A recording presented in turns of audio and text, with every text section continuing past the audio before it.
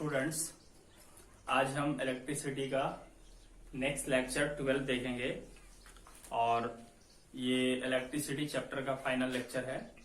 Theoretically ये chapter यहाँ पे कंप्लीट हो जाता है और आज का लास्ट टॉपिक होगा हमारा heating effect of electric current. ठीक है, इसके बाद फिर एक और वीडियो बनेगी जिसमें के हम एनसीईआरटी के क्वेश्चन आंसर्स का सॉल्यूशन देखेंगे। और आज का जो वीडियो है, इस वीडियो में हमने डिस्क्रिप्शन पे 2 लिंक डाल रखे हैं। ठीक है, एक लिंक है इस चैप्टर से रिलेटेड क्वेश्चंस की प्रैक्टिस के लिए, क्वेश्चन का एक सेट है पीडीएफ के फॉर्म में, और दूसरी लिंक जो है वो है उसी पीडीएफ में जो क्वेश्चंस है उनका सॉल्यूशन। तो पहले तो आपको ये करना है कि इस चैप्टर के सभी वीडियोज को बढ़िया से देख लेना है और जितना ज्यादा से ज्यादा हो सके आप कंसेप्ट को गेन कीजिए, और उसके बाद पीडीएफ में जो क्वेश्चन दिया हुआ है उसको आप खुद से सॉल्व करने का कोशिश कीजिए। ठीक है, और अगर आपसे सॉल्व नहीं हो पाता है पीडीएफ के क्वेश्चंस तो आप सॉल्यूशन वाला पीडीएफ भी लोड कर सकते हैं। ठीक है, और उसके बाद भी अगर नहीं बनता है आपसे, तो अगर राइज अप कोचिंग सेंटर के स्टूडेंट्स हो तो फिर आपको क्या करना है, हमारा व्हाट्सएप नंबर तो आपके पास है, उस पर आप कॉन्टेक्ट करके क्लैरिफाई कर सकते हो। ठीक है, और अगर किन्हीं के पास नंबर नहीं है तो मैं एक बार दे देता हूं फिर से।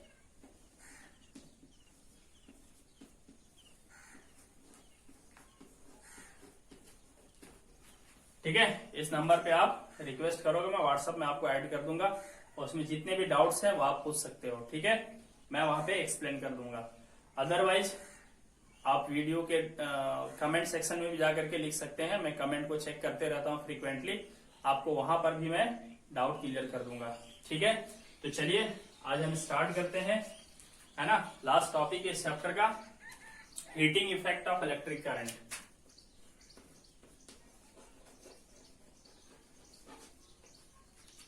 Heating effect of electric current. ठीक,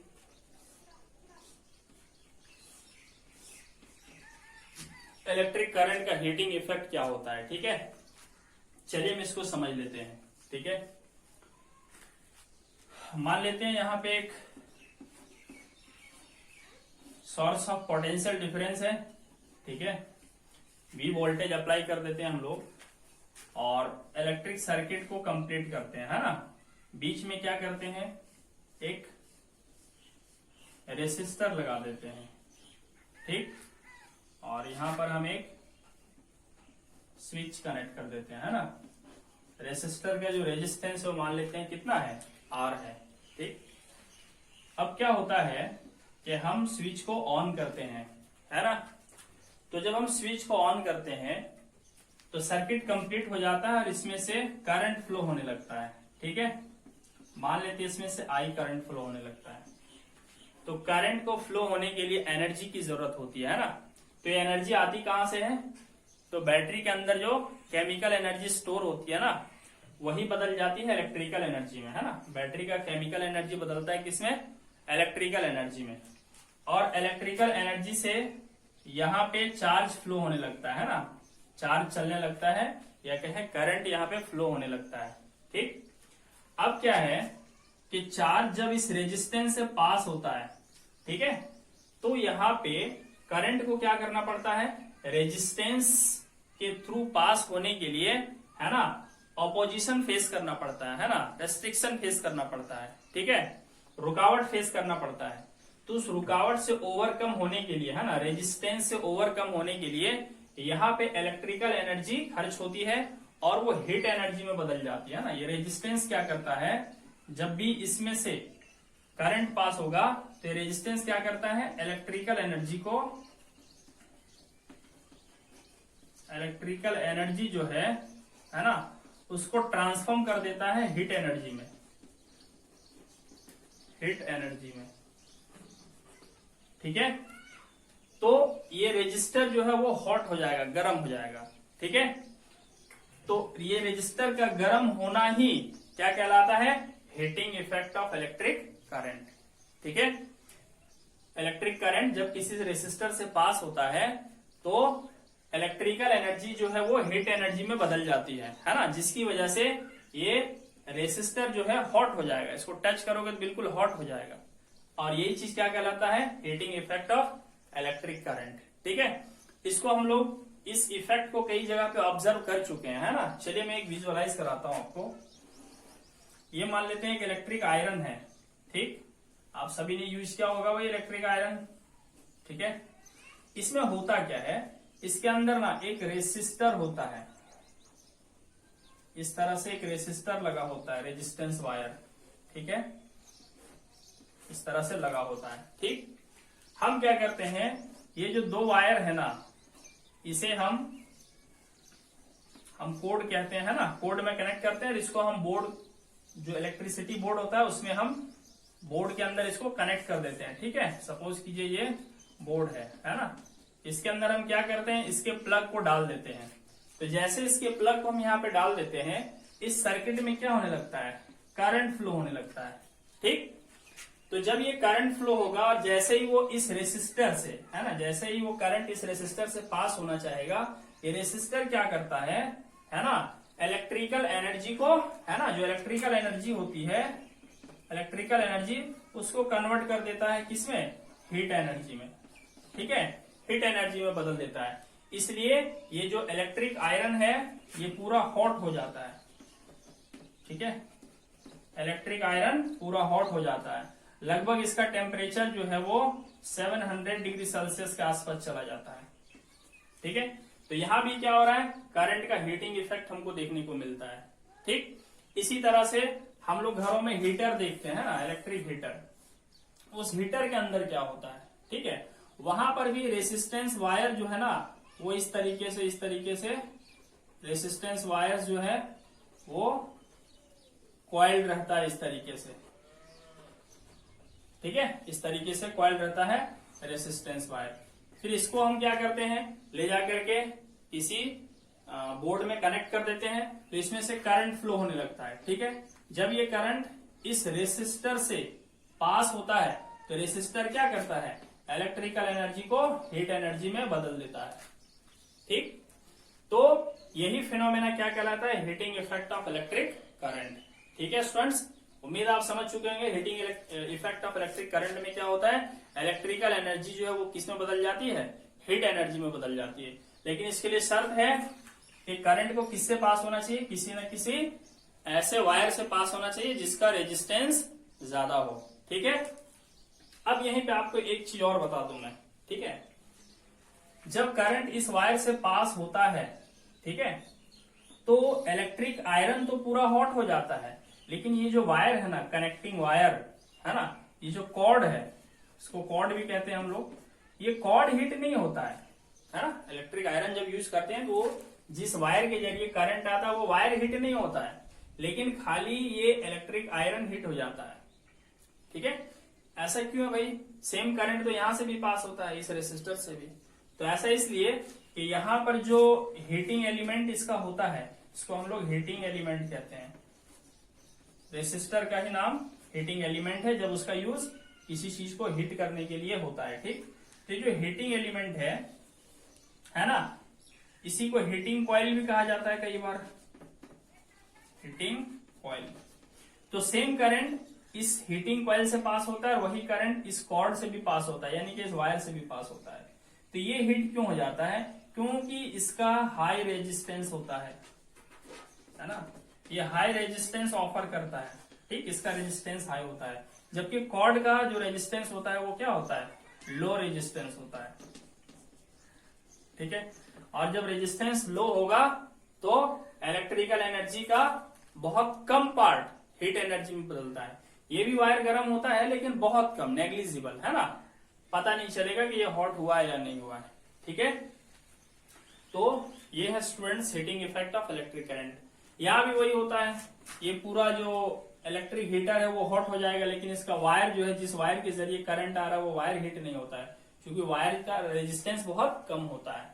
अब दूसरी बात है भाई, वायर का रेजिस्टेंस कम क्यों होगा, है ना, वायर का रेजिस्टेंस कम क्यों होगा, क्योंकि ये मेटल के बने होते हैं।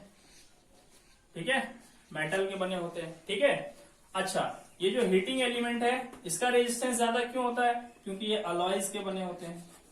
ठीक है, एलॉयज का एग्जांपल्स मैं पीछे भी बता चुका हूं, जैसे कि नाइक्रोम का बना हो सकता है, ठीक है, और मैंगनीन का बना हो सकता है, ठीक है, मैंगनीन का बना हो सकता है, नाइक्रोम का बना हो सकता है, ठीक है। तो ये एलॉयज होते हैं और एलॉयज का रेजिस्टेंस क्या होता है, हाई रेजिस्टेंस होता है, ठीक। तो हाई रेजिस्टेंस होने की वजह से जब इसमें से करंट फ्लो होता है तो इलेक्ट्रिकल एनर्जी हीट एनर्जी में बदल जाती है, और जो मेटेलिक वायर्स होता है उसका इसका कॉर्ड बना होता है या कनेक्टिंग वायर बना होता है और उनका रेजिस्टेंस लो होता है, इसलिए इलेक्ट्रिकल एनर्जी हीट एनर्जी में बहुत कम बदलता है, ना के बराबर बदलता है, ठीक है स्टूडेंट्स। तो चलिए अब हम heating effect of electric current को प्रॉपर वे में डिफाइन कर लेते हैं, ठीक।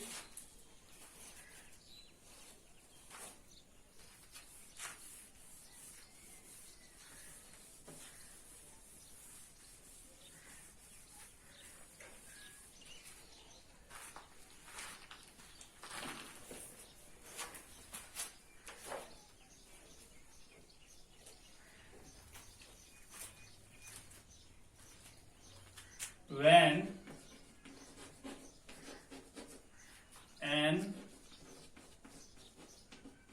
electric current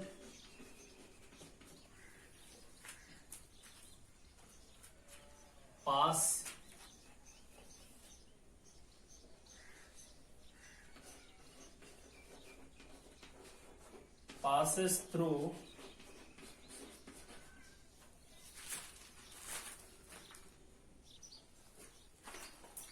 तो इसकी डेफिनेशन हो गई, when an electric current passes through a high resistance wire, the wire produces heat and becomes very hot, है ना। जब इलेक्ट्रिक करंट पास होता है एक हाई रेजिस्टेंस वायर से, है ना, वायर का रेजिस्टेंस हाई होना चाहिए, ठीक है। तो वायर क्या करता है, वायर प्रोड्यूसेस हीट, वायर जो है वो हीट प्रोड्यूस करने लगता है और बहुत हॉट हो जाता है। ये फेनोमेना कहलाता है heating effect of electric current, ठीक है। इस फेनोमेना में होता क्या है कि इलेक्ट्रिकल एनर्जी जो है वो किसमें कन्वर्ट हो जाती है, हीट एनर्जी में कन्वर्ट हो जाती है, ठीक है।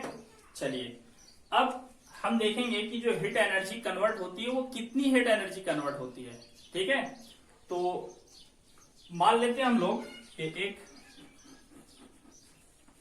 रेसिस्टर है ना, और इसके अक्रॉस हम पोटेंशियल डिफरेंस V अप्लाई कर देते हैं, ठीक है। इसमें से पोटेंशियल डिफरेंस V अप्लाई कर देते हैं, ठीक। तो इसमें से करंट फ्लो होने लगेगा, मान लेते हैं I करंट फ्लो होता है इसमें से, ठीक है, और ये करंट T टाइम के लिए फ्लो होता है, ठीक है।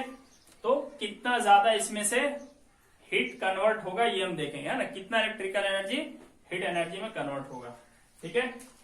तो consider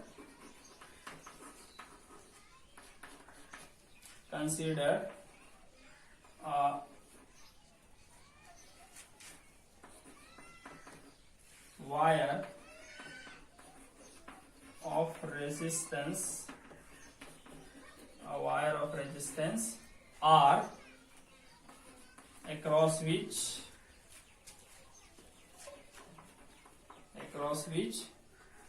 potential difference V is applied so that Q charge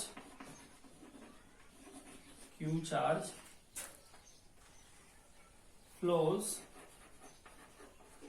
through it in time t, ठीक है। मान लेते हैं t टाइम में इसमें से Q चार्ज फ्लो होता है, ठीक है। वी नो, है ना, देखिए हम जानते हैं ना वर्क डन निकालने का फॉर्मूला क्या था, है ना, हम लोग पढ़े थे बिल्कुल इनिशियल वीडियोस में हमने देखा था शुरुआत में, पोटेंशियल डिफरेंस इक्वल टू क्या होता है, वर्क डन बाई चार्ज, ये हमने देखा था। तो वर्क डन बराबर क्या फॉर्मूला हो जाएगा, पोटेंशियल डिफरेंस इंटू चार्ज, है ना, वर्क डन इक्वल टू हो जाएगा चार्ज इंटू पोटेंशियल डिफरेंस, ठीक है। अच्छा, यहां से एक और चीज हम वर्क डन इक्वल टू लिख सकते हैं, Q बराबर क्या होता है ना, Q बराबर हम लोग लिख सकते हैं करंट इंटू टाइम, और पोटेंशियल डिफरेंस बराबर क्या लिख सकते हैं, करंट इंटू रेजिस्टेंस। ये कहां से आता है, देखिए, है ना, देखिए हम लोग पढ़े थे I इक्वल टू होता है ना Q बाई टी, ठीक। तो I बराबर Q बाई टी, तो Q बराबर क्या हो जाएगा, I इंटू टी, वही Q की जगह में रिप्लेस कर दिया हमने, ठीक है। और ओम्स लॉ में हमने पढ़ा था V by I equal to R, ठीक है, ये हमने पढ़ा था। तो यहां से आप देख सकते हो V इक्वल टू क्या हो जाएगा, I और R मल्टीप्लाई हो जाएगा, ठीक है। तो यहां से हमें वर्क डन इक्वल टू मिलता है I square into R into T, यानी कि हो गया I स्क्वेयर आर टी, ठीक। इतना वर्क करना पड़ा। ये वर्क किसने किया, तो बैटरी के अंदर जो एनर्जी थी, कौन सी एनर्जी, केमिकल एनर्जी, वो बदली किसमें, इलेक्ट्रिकल एनर्जी में। अब इलेक्ट्रिकल एनर्जी को ये काम करना पड़ता है ना। ये काम क्यों करना पड़ता है, चूंकि चार्ज को इस रेजिस्टेंस के थ्रू पास कराना है, ठीक है। तो यही वर्क है ना, जितना वर्क ये करेगा, इलेक्ट्रिकल एनर्जी जितना वर्क करेगा, है ना, ये वर्क ही किस में बदल जाता है, हीट में बदल जाता है, ठीक है। बट शर्त ये है कि ये रेसिस्टर ही होना चाहिए। अगर कोई दूसरा चीज रहेगा यहाँ पे, जैसे रेसिस्टर के बजाय अगर हम यहाँ फैन लगा देंगे, तो सारा इलेक्ट्रिकल एनर्जी हीट में नहीं बदलेगा, क्योंकि कुछ एनर्जी फैन को घुमाने में भी खर्च हो जाएगा, ठीक है।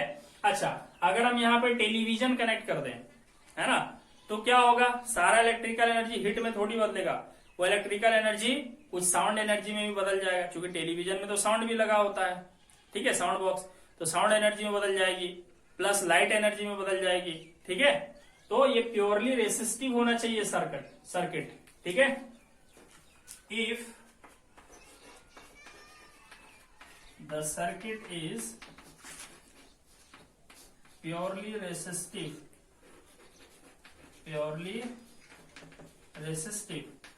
यानी सर्किट में अगर सिर्फ रेसिस्टर ही लगे हों तो क्या होगा, देन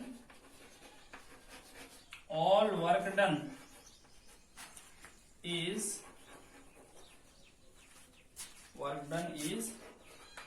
converted into heat। तो पूरा वर्क डन जो है, कहने का मतलब एनर्जी, वर्क डन का मतलब यहाँ पे क्या है, electrical energy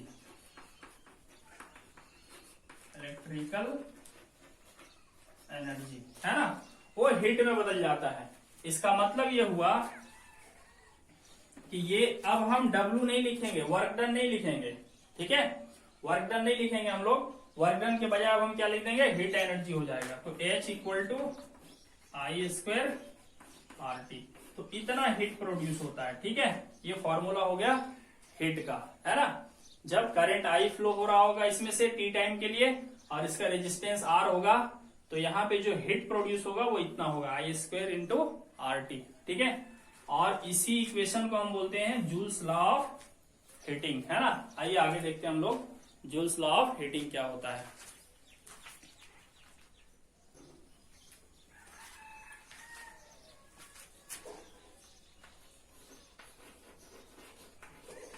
joules law of heating,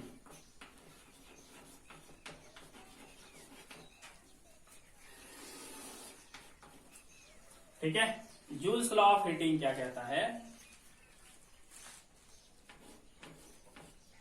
H equal to I square R T is known as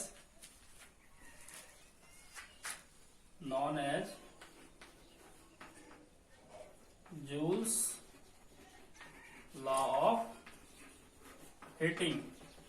ये जो इक्वेशन है ना, H equal to I square R T, इसी इक्वेशन को ही कहा जाता है जूल्स लॉ ऑफ हीटिंग, है ना। अकॉर्डिंग टू दिस लॉ, देखिए इसमें क्या कह रहा है, ठीक है। According to this law, heat produced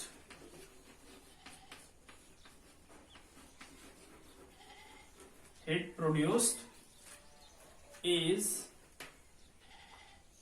directly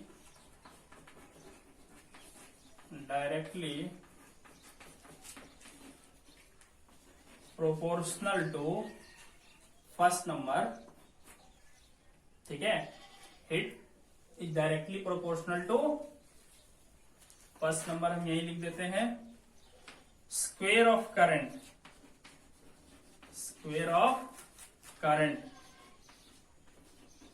है ना। जितना करंट फ्लो होगा उसके डायरेक्टली प्रोपोर्शनल ऑफ उसके स्क्वेयर के डायरेक्टली प्रोपोर्शनल होता है, ठीक है।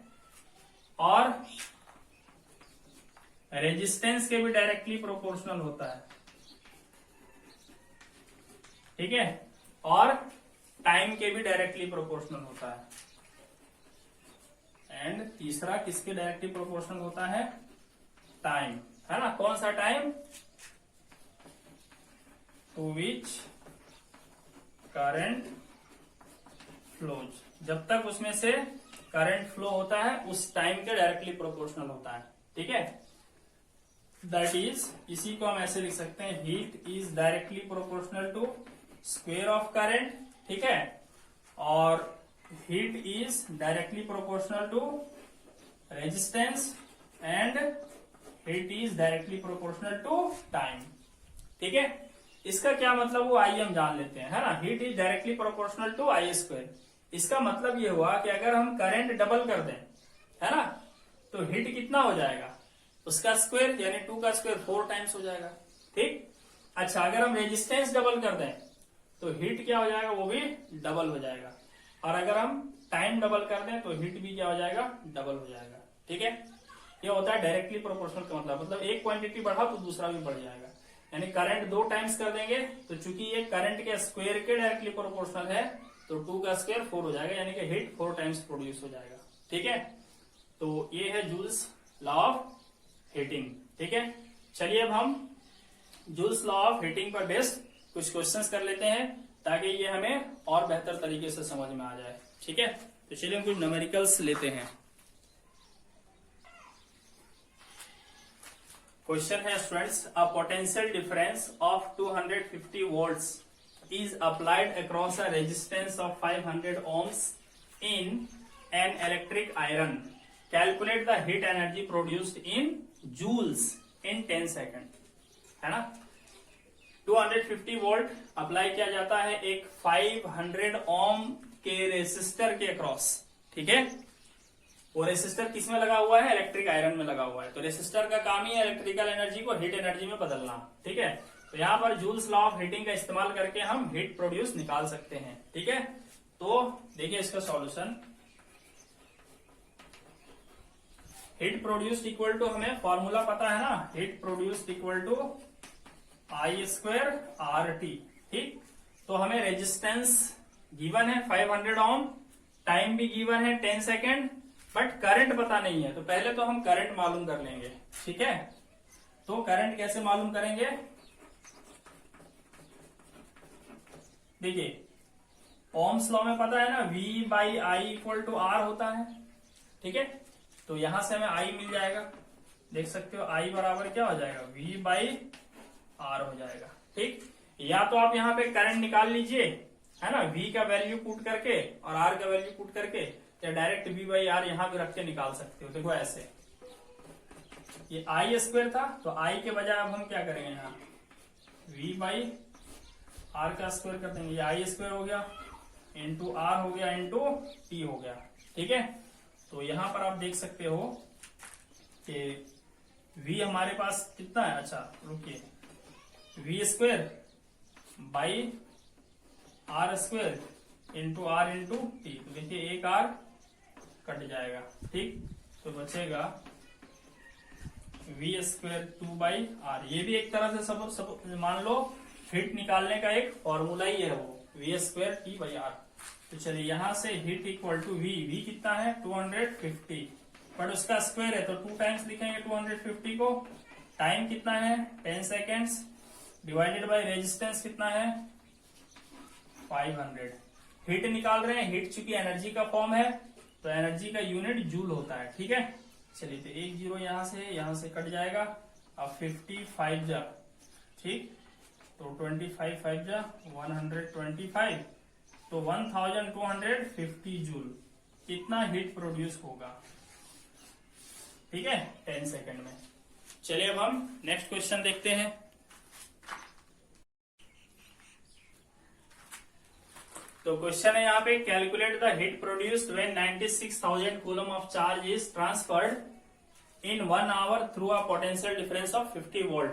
ठीक है, तो क्वेश्चन ये स्टूडेंट्स, चलिए हम इसका आंसर फाइंड करते हैं, है ना। हीट प्रोड्यूस निकालना है, तो हीट का निकालने का फॉर्मूला क्या होता है, heat produced equal to I square RT, है ना। जूल्स लॉ से ये फॉर्मूला हमें मिलता है। ठीक, तो हमें इसके लिए करंट चाहिए, रेजिस्टेंस चाहिए, टाइम चाहिए। टाइम मालूम है 1 आवर, रेजिस्टेंस नहीं मालूम है, करंट नहीं मालूम है, बट उसके बदले हमें यहाँ पे चार्ज दे दिया है और पोटेंशियल डिफरेंस, इसकी मदद से हम I और R निकाल लेंगे। ठीक है, तो चलिए पहले तो हम I निकाल लेते हैं। I कैसे निकलेगा, करंट का क्या फॉर्मूला होता है, चार्ज और टाइम के टर्म्स में पता है ना, current equal to charge by time. ठीक, तो चार्ज है यहाँ पे 96,000 कूलम और टाइम है यहाँ पे 1 आवर। 1 आवर SI यूनिट नहीं है टाइम का, इसको SI यूनिट में बदलेंगे तो सेकंड में बदलना पड़ेगा, यानी कि 1 सेकंड इक्वल टू 3600 सेकंड होता है। ये और ये कट जाएगा। ठीक है, और 6 से डिविजिबल है ये, 16 6 जा और 6 6 जा। ठीक, ये 0 काट देंगे तो ये हो जाएगा। अब यहाँ पे हो जाएगा 82 जा 32 जा, यानी कि करंट आएगा 80/3 एम्पियर। ठीक है, ये करंट आ जाएगा यहाँ पे। चलिए, तो ये करंट आ गया। नेक्स्ट अब हम रेजिस्टेंस निकालेंगे। रेजिस्टेंस कैसे निकालेंगे हम लोग, R बराबर V/I होता है, पोटेंशियल डिफरेंस और करंट का रेशियो। ठीक, तो V यहाँ पे पता है हमें कितना, 50 वोल्ट, और करंट अभी हमने कैलकुलेट किया है 80/3, ये 3 ऊपर चला जाएगा। ठीक है, चलिए हम सीधा रेजिस्टेंस निकाल रहे हैं, तो इसका यूनिट ओम लिख देंगे। ये और ये कट गया, तो 5 3 जा 15/8 ओम, ये रेजिस्टेंस आ गया। ठीक है, तो इसलिए अब हम निकाल लेंगे हीट प्रोड्यूस। तो I स्क्वायर, I का मतलब क्या, 80/3 का स्क्वायर, रेजिस्टेंस हमने निकाला है 15/8 इंटू टाइम निकाला है यहाँ पे कितना, टाइम 1 आवर है, बट वो SI यूनिट में नहीं है, जिसे हम SI यूनिट में बदल लेंगे, जो कि 3600 सेकेंड्स के इक्वल होगा। अब चूंकि हीट निकाल रहे हैं और हीट एनर्जी का एक फॉर्म है, तो इसलिए इसका यूनिट जूल लिखाएगा। ठीक है, चलिए इसको सॉल्व कर सकते हो। 80 इंटू 80/3 इंटू 3, चूंकि ये स्क्वायर है ना, तो डबल डबल लिखना पड़ेगा सब, इंटू यहाँ पे है 15/8 और इंटू यहाँ पे 3600। 8 से कट जाएगा ये 10 टाइम में, ये देखिए 3 3 जा 9 और 9 4 जा 36 होता है। ठीक है, अब ये सबको हमें मल्टीप्लाई कर देना है ना। मल्टीप्लाई करने के बाद हमें रिजल्ट मिलेगा, मल्टीप्लाई करके देख लेते हैं। 80 10 जा कितना हो गया यहाँ पे 800 और 15 4 जा हो गया यहाँ पे 15 4 जा 60 और 2 0 है यहाँ पे, है ना, 6000। तो हो जाएगा यहाँ पे 8 6 जा 48, 1 2 3 4 5 0, 1 2 3 4 5 0, इतना जूल हो जाएगा, है ना। इसको आप उसमें बदल सकते हो, किलो जूल में भी। किलो जूल में बदलने के लिए क्या करना होगा, 3 0 हटा देंगे हम लोग, तो 4800 किलो जूल भी हो जाएगा, है ना। जब भी किलो में बदला जाता है तो 1000 से डिवाइड कर दिया जाता है। ठीक है, तो स्टूडेंट्स यहाँ पे एक बहुत इंपॉर्टेंट क्वेश्चन है एनसीईआरटी का।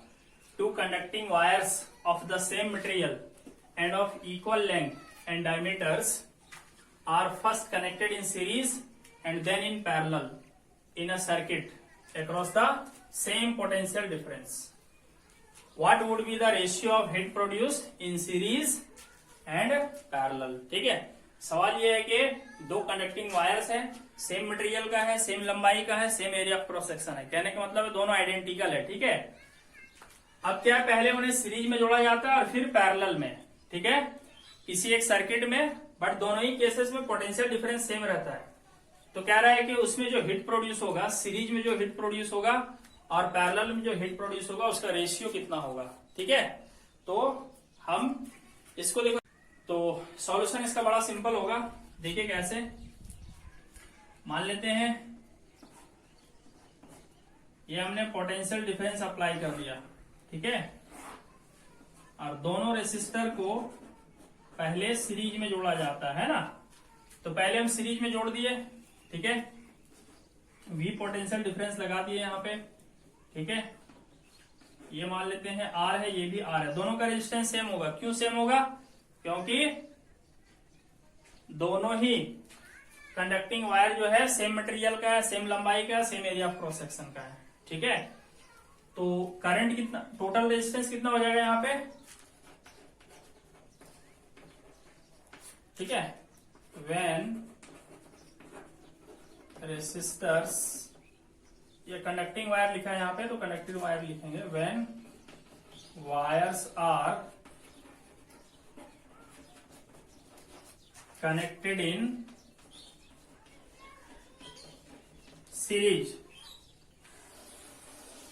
जब वायर्स को हम सीरीज में करेंगे, ठीक है, तब देखो क्या होगा, टोटल रेजिस्टेंस 2R हो जाएगा,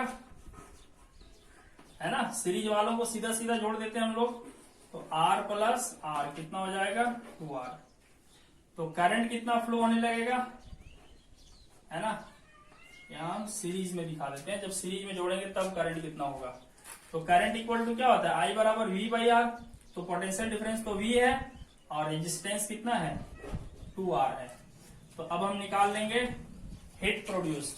ठीक है, तो हिट प्रोड्यूस बराबर क्या होता है? I square RT।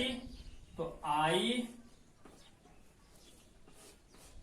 Square into resistance, यहाँ पे ये RS होगा, और मान लेते हैं T टाइम के लिए दोनों में से करंट पास किया जाता है, तो T हो जाएगा यहाँ पे। ठीक, तो अब आप देख सकते हो यहाँ पे IS का वैल्यू भी हमने निकाला है V बाई 2R, तो इसका स्क्वायर हो जाएगा। RS का वैल्यू भी हमने निकाला है 2R, और टाइम को हमने T मान लिया। तो जब हम इसको थोड़ा सा सिंप्लीफाई करेंगे तो हो जाएगा, देखिए V का स्क्वायर और नीचे हो जाएगा 2R, 2 times लिखाएगा, 2R into 2R, ये स्क्वायर है ना, और फिर यहाँ पे है 2R इंटू T, तो एक 2R कैंसिल हो जाएगा, फिर यहाँ पे बचेगा V square T by 2R। ठीक है, इतना हिट प्रोड्यूस होगा, है ना, कब? जब सीरीज में कनेक्ट करेंगे दोनों वायर को। अब हम क्या करते हैं, दोनों को पैरेलल में जोड़ देते हैं। ठीक है, ये तो फर्स्ट केस हो गया। Second, when wires are connected in parallel, है ना। तो अब हमें क्या करना है, इन्हें पैरेलल में जोड़ देना है।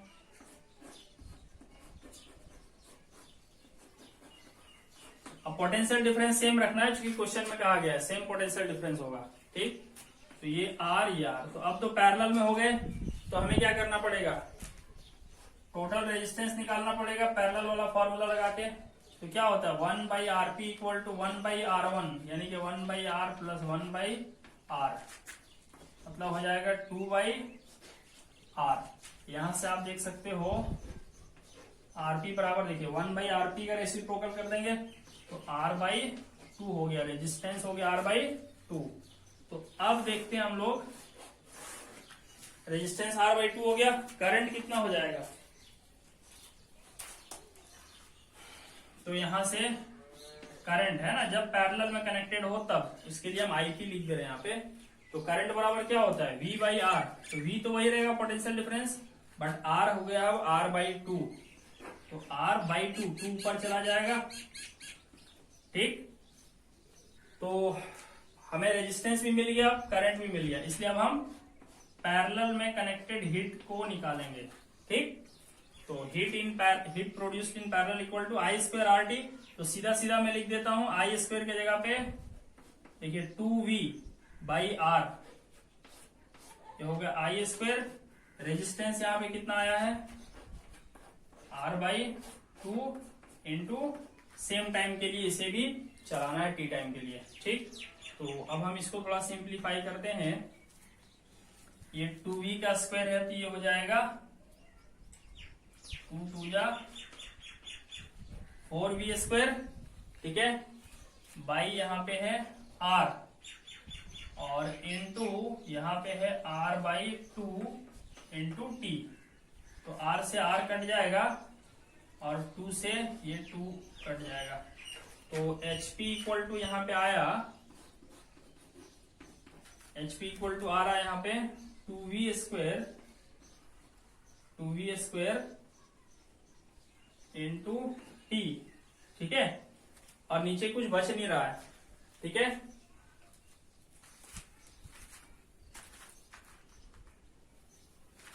यहाँ पे एक छोटा सा मिस्टेक हुआ है, 2 2 जा 4v स्क्वायर लिखा, r का यहाँ पे स्क्वायर होगा ना, तो r बचेगा नीचे। ठीक है, ये r से ये कट जाएगा, r बचेगा यहाँ पे। ठीक, तो 2v square T by r, ये आया पैरेलल वाले का हीट। अब हमें इन दोनों का रेशियो निकालना है ना, सीरीज में जो हीट आया था और पैरेलल में जो हीट आया है, इन दोनों का रेशियो हमें निकालना है। ठीक है, तो अब हम लिखेंगे heat produced in series to the heat produced in parallel. तो सीरीज में हमारे पास आया था v square T by 2r। ठीक, इनटू अब हम क्या करेंगे, हीट प्रोड्यूस नीचे है तो इसका रेसिप्रोकल लिख देंगे हम। यहाँ पे हो जाएगा 2v स्क्वायर टी, ये r ऊपर चला जाएगा। ठीक, ये 2v स्क्वायर टी डिनोमिनेटर में लगा दिया, r ऊपर लगा दिया। क्यों? क्योंकि यहाँ पे हीट प्रोड्यूस डिनोमिनेटर में है, तो इसका रेसिप्रोकल करके लिख देंगे। तो यहां से आप देख सकते हो t से t कट जाएगा, v स्क्वायर से v स्क्वायर कट जाएगा, r से r कट जाएगा, तो बचेगा 1/4। तो रिक्वायर्ड रेशियो कितना आ गया, therefore heat produced in series to the heat produced in parallel equal to 1:4 answer हो जाएगा। ठीक है स्टूडेंट्स, तो चलिए ये कुछ क्वेश्चंस थे जो कि heating effect of electric current पर बेस्ड था। और इस तरह के क्वेश्चन जब भी मिलेंगे तो हम, है ना, इस फॉर्मूले का यूज कर लेंगे, heat equal to I square R T का। ठीक है, करंट और रेजिस्टेंस हम गिवन इंफॉर्मेशन से कलेक्ट करके सॉल्व कर लेंगे। ठीक है, चलिए अब हम heating effect of electric current के कुछ एप्लीकेशंस को देख लेते हैं।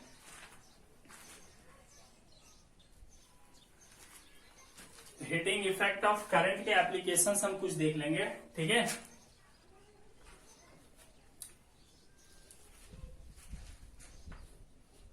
It is used in heating appliances like electric heater, electric iron,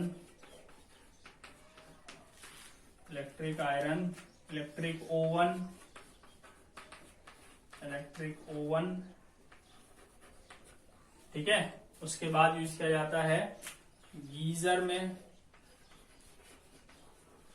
ठीक है, इसके बाद इसका इस्तेमाल किया जाता है heating effect of electric current का इलेक्ट्रिक ब्लोअर या हेयर ब्लोअर भी उसको कहते हैं, इलेक्ट्रिक हेयर ड्रायर भी कहा जाता है उसको। ठीक है, तो ये भी चीजें हैं जिनमें heating effect of electric current का इस्तेमाल होता है। ठीक है, हर वो चीज जो हिट होता है ना, हर वो इलेक्ट्रिकल एप्लियंस जिसका मेन फंक्शन हिट होना हो, उसमें heating effect of electric current का यूज किया जाता है। ठीक है, नेक्स्ट इसका एक बहुत इंपॉर्टेंट यूज है इलेक्ट्रिक फ्यूज में, है ना। It is used in electric fuse, है ना। इलेक्ट्रिक फ्यूज में भी यूज होता है इसका। थोड़ा सा मैं बता दूं इलेक्ट्रिक फ्यूज के बारे में, वैसे इसके बारे में अगले चैप्टर में डिटेल से पढ़ना है ना। Magnetic effect of electric current में होता क्या है कि ये इलेक्ट्रिक फ्यूज आपने देखा होगा, इस तरीके का एक सिलिंड्रिकल ट्यूब होता है, ठीक है, और इसके अंदर ना एक वायर होता है, ठीक है, पतला सा एक वायर होता है। देखिए ये मेटल होता है ना, ये मेटल होता है और ये भी मेटल होता है।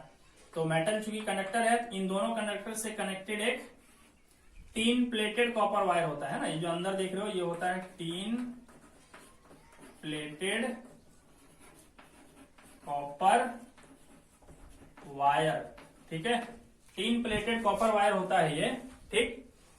और ये जो है वो लो मेल्टिंग पॉइंट मटेरियल का बना होता है, ठीक है ना। टीन प्लेटेड कॉपर वायर का बना होता है, इसका मेल्टिंग पॉइंट बहुत लो होता है, यानी जरा सा ये नॉर्मल टेम्परेचर से ज्यादा हीट हो गया तो ये पिघल जाता है, ठीक है। तो जब पिघल जाएगा तो क्या होता है, सर्किट ब्रेक कर जाता है, इलेक्ट्रिक सर्किट ब्रेक कर जाता है, इससे करंट का फ्लो रुक जाता है और हमारे घर में जो इलेक्ट्रिकल वायरिंग्स होता है और एप्लियंसेस होता है ना, वो खराब होने से बच जाता है, ठीक है। तो इसके बारे में और हम लोग जानेंगे, है ना। इलेक्ट्रिक फ्यूज में क्या होता है, जब करंट फ्लो होता है इसमें से, है ना, तो किसी वजह से अगर सर्किट में कोई खराबी आ जाती है तो इसमें से हाई करंट फ्लो होने लगेगा। तो जब करंट हाई फ्लो होगा तो हीट प्रोड्यूस होगा, है ना, जूल्स लॉ ऑफ हीटिंग के हिसाब से हीट प्रोड्यूस होगा, और जब हीट प्रोड्यूस होगा तो ये पिघल जाएगा। क्यों पिघल जाएगा, क्योंकि इसका मेल्टिंग पॉइंट लो होता है और सर्किट ब्रेक कर जाएगा, ठीक है। दूसरी बात, इसका रेजिस्टेंस हाई होता है, हाई रेजिस्टेंस, ठीक है। रेजिस्टेंस हाई इसलिए रखा जाता है ताकि ये गर्म हो, ठीक है, और गर्म होकर के पिघल जाए, ठीक। चलिए, तीसरा heating effect of electric current का यूज होता है लैंप टाइप जो बल्ब होता है ना, इस तरीके का बल्ब आपने देखा होगा, पहले बहुत चलता था, अब इसका कम यूज होता है, ठीक है। तो इस तरीके का बल्ब होता था, है ना, और इसके अंदर एक फिलामेंट होता था, ठीक। तो इसमें भी यूज होता है, ठीक है। It is use in electric lamp, इसको हम लोग बल्ब भी कहेंगे, ठीक है। इसमें होता क्या है मैं बता दूं आपको कि देखिए ये एक वायर है, ये दूसरा वायर है ना, यहाँ पे मेटल का नोब होता है, तो ठीक है। तो जब करंट इसमें से फ्लो होने लगता है ना ये फिलामेंट से, तो ये फिलामेंट का रेजिस्टेंस जो है ना हाई होता है, ठीक है। ये फिलामेंट बना होता है टंगस्टन मेटल का, ठीक है, टंगस्टन। इसको केमिकली W से रिप्रेजेंट किया जाता है, ठीक है, केमिकल सिंबल है इसका W, ठीक है, टंगस्टन। तो टंगस्टन का बना होता है, इसका मेल्टिंग पॉइंट बहुत हाई होता है, ठीक है, मेल्टिंग पॉइंट बहुत हाई होता है, कुछ 3380 डिग्री सेल्सियस, इतना इसका मेल्टिंग पॉइंट होता है, ठीक है, टंगस्टन का। और इसको डिजाइन इस तरह से किया जाता है ना कि रेजिस्टेंस इसका हाई हो, ठीक है, हाई रेजिस्टेंस, ठीक। तो रेजिस्टेंस इसका हाई कैसे होगा, है ना। देखिए रेजिस्टेंस का फॉर्मूला होता है ρL/A, ठीक। तो चूंकि मटेरियल तो नहीं बदल सकते, मटेरियल तो टंगस्टन ही यूज करना है, ठीक है। क्यों टंगस्टन यूज करेंगे, टंगस्टन का मेल्टिंग पॉइंट बहुत हाई होता है ना, ये पिघलता नहीं है, ठीक। और जब एक बल्ब जल रहा होता है ना, उस समय यहाँ का टेम्परेचर होता है 2500 डिग्री सेल्सियस, है ना। ये बल्ब अगर जल रहा है तो यहाँ का टेम्परेचर होता है 2500 डिग्री सेल्सियस। तो 2500 डिग्री सेल्सियस इसका, है ना, वो टेम्परेचर है जब ये ग्लो कर रहा होता है, जबकि पिघलता है ये 3380 डिग्री सेल्सियस पे। तो इससे कहीं ज्यादा इसका मेल्टिंग पॉइंट, इसलिए ये पिघलता नहीं है ना। इसीलिए हम टंगस्टन का यूज करते हैं फिलामेंट बनाने के लिए। अब इसका रेजिस्टेंस हाई कैसे करेंगे हम लोग, तो देखिए रेजिस्टेंस का फॉर्मूला होता है ρL/A। तो मटेरियल तो चेंज करना नहीं हो तो टंगस्टन ही रहेगा। अब इसका लेंथ ज्यादा रखना होगा, ठीक है। तो बल्ब तो एक छोटा सा चीज है भाई, तो उसके अंदर लेंथ कैसे बढ़ाएंगे, तो क्या किया जाता है ना, कभी आप गौर करके देखिएगा, इस टाइप का जो बल्ब होता है इसका फिलामेंट ना इस तरह से कॉइल्ड रहता है, गोल गोल घुमाया हुआ, क्यों? ऐसा गोल घुमाएंगे तो लेंथ बढ़ेगा, और लेंथ बढ़ेगा तो रेजिस्टेंस भी बढ़ेगा। दूसरा बात, ये बहुत पतला होता है ना, इसका थिकनेस बहुत कम होता है। क्यों थिकनेस कम करेंगे? क्योंकि देखिए एरिया ऑफ क्रॉस सेक्शन के इनवर्सली प्रोपोर्शनल है ना। एरिया ऑफ क्रॉस सेक्शन जितना कम होगा, यानी जितना पतला होगा वायर, रेजिस्टेंस उतना ज्यादा होगा। तो ये वायर बहुत ही थीन होता है, ठीक है, ये थीन टंगस्टन वायर होता है, थीन एंड लॉन्ग, ठीक है। तो पतला करने से और लंबा कर देने से रेजिस्टेंस बढ़ जाता है। तो ये हाई रेजिस्टेंस टंगस्टन वायर होता है, और जब इसमें से करंट फ्लो होगा, ये क्या करेगा? हाई रेजिस्टेंस होने की वजह से इलेक्ट्रिकल एनर्जी को हीट एनर्जी में बदलेगा, और हीट एनर्जी की वजह से ये बिल्कुल व्हाइट हॉट हो जाता है, ठीक है, बिल्कुल सफेद और गर्म हो जाता है ना, हीट की वजह से, और फिर ये लाइट एमिट करने लगता है, ठीक। तो ये क्या करता है ना, पहले इलेक्ट्रिकल एनर्जी को हीट में बदलता है, हीट को फिर किस में बदलता है? लाइट में बदलता है। तो यहाँ पर भी heating effect of electric current का इस्तेमाल किया जाता है, ठीक है। तो स्टूडेंट्स, ये सब कुछ डिवाइसेस हैं जो कि बेस्ड है heating effect of electric current पे, ठीक है। तो आज हम यहीं पे अपना लेक्चर एंड करते हैं स्टूडेंट्स। चैप्टर 12 का ये लास्ट लेक्चर था, है ना। आज के वीडियो डिस्क्रिप्शन में हमने 2 लिंक दे रखा है, आप उन लिंक में से क्वेश्चंस को डाउनलोड कर लीजिएगा और उसको प्रैक्टिस कीजिएगा, और नहीं समझ में आए तो उसका सॉल्यूशन के लिए भी एक अलग लिंक दिया हुआ है, वहां से भी आप लोड करके सीख सकते हो, ठीक है।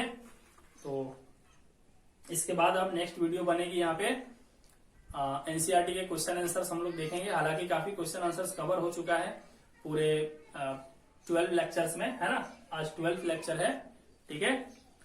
तो काफी हो चुका है, लेकिन फिर भी हम एक बार ओवरऑल सॉल्यूशन देख लेंगे। Thank you.